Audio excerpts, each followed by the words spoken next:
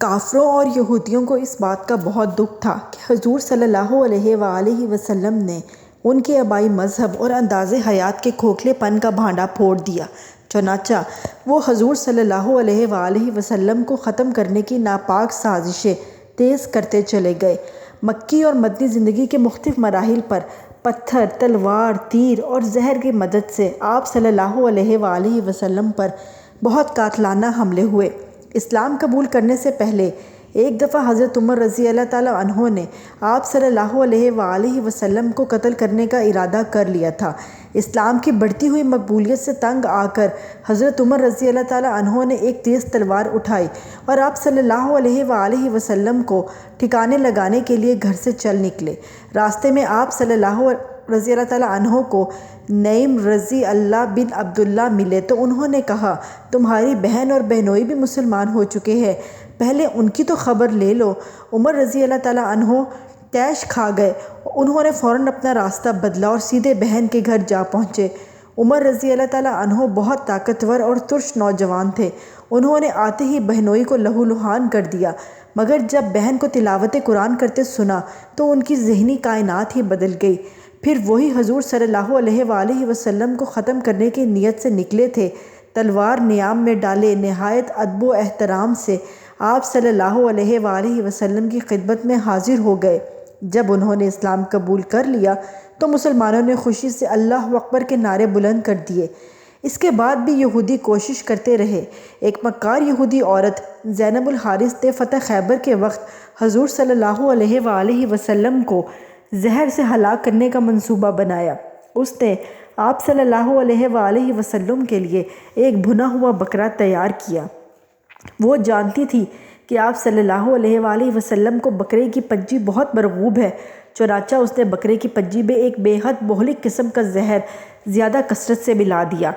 پھر وہ زہر شدہ بکرے کو لے کر حضور صلی اللہ علیہ وآلہ وسلم کی خدمت میں حاضر ہوئی اور اسے بڑے آداب کے ساتھ آپ کو بطور تحفہ پیش کیا۔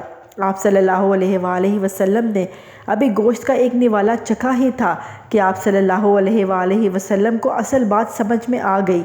آپ نے فوراً وہ نوالا تھوک دیا اور اپنے ساتھیوں کو بھی کھانے کی ممانعت کر دی۔ آپ کے ایک ساتھی بشر بن بردہ بھی زہریلے گوشت کا ایک نوالا منہ میں ڈال چکے تھے اور انہیں بھی زہر کی تلخی کا احساس ہو چکا تھا، مگر انہوں نے اپنے پیارے نبی صلی اللہ علیہ وآلہ وسلم کے سامنے زہریلا نوالا اگلنے کی جرأت نہ ہوئی۔ زہریلا نوالا ان کے حلق سے نیچے اتر گیا اور کچھ عرصے کے بعد ان کی موت کا باعث بنا۔ بعد میں جب اس واقعے کی تحقیقات شروع ہوئی تب مکار عورت کے علاوہ کئی اور یہودی بھی اس خطرناک سازش میں ملوث پائے گئے۔ ان سب نے اعتراف جرم کر لیا، مگر ہمارے پیارے آقا حضور صلی اللہ علیہ وآلہ وسلم نے سب کو معاف کر دیا۔ جب اسلام پھیلنا شروع ہوا اور اسلام کا بول بالا شروع ہوا تو آپ صلی اللہ علیہ وآلہ وسلم پر پہلا قاتلانہ حملہ مکے میں ہوا۔ اس وقت مسلمانوں کی کل تعداد 40 کے لگ بھگ تھی۔ ہوا یوں کہ ایک روز حضور صلی اللہ علیہ وآلہ وسلم خانہ کعبہ میں داخل ہوئے اور خدا کی وحدانیت کا کھلم کھلا اعلان فرما دیا۔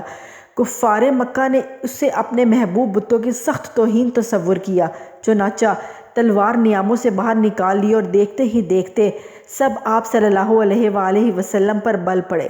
حضور صلی اللہ علیہ وآلہ وسلم کے ایک صحابی حضرت حارث رضی اللہ بن ابی حالہ اس وقت اپنے گھر پہ تھے۔ جب انہیں صورتحال کی اطلاع ہوئی تو وہ تفتیش اور اضطراب کے عالم میں کعبہ کی جانب اٹھ بھاگے اور اندر داخل ہوتے ہی حضور صلی اللہ علیہ وآلہ وسلم کو بچانے کے لیے مشتعل ہجوم سے گتھم گتھا ہو گئے۔ اس خون ریزہ ہنگامے میں حضور صلی اللہ علیہ وآلہ وسلم تو بچ گئے، مگر حارث کفار کے ہتھے چڑھ گئے اور وہ شدید گھائل ہو کر زمین پر گر پڑے اور زخموں کی تاب نہ لا کر موقع پر ہی جاں بحق ہو گئے۔ حضور صلی اللہ علیہ وآلہ وسلم اور حق کے دفاع میں یہ پہلی شہادت تھی جس نے ایک جان نثار صحابی کے مقدس خون سے خانہ کعبہ کی سرزمین کو رنگین کر دیا۔ ناظرین، ہم اپنی زندگیوں میں اتنے مگن ہو گئے ہیں، اپنے مفادات کے لیے ہم نے اسلام کو بھلا دیا ہے، ہم اپنے مذہب کی حفاظت تک نہیں کر پا رہے اور اس کے ساتھ ساتھ یہودی مسجد اقصی اور فلسطین میں رہنے والے مسلمانوں کو تباہ کرنے کی مکمل کوششوں میں ہے۔ ہماری اللہ تعالیٰ سے دعا ہے کہ اللہ تعالیٰ ہمیں اپنے مذہب اسلام کی حفاظت کرنے کی توفیق عطا فرمائے اور نیک کاموں میں ہمیں مشغول کر دے۔ شکریہ۔ اور چینل پر اگر آپ نئے ہیں تو چینل کو سبسکرائب، لائک اور شیئر ضرور کیجیے گا۔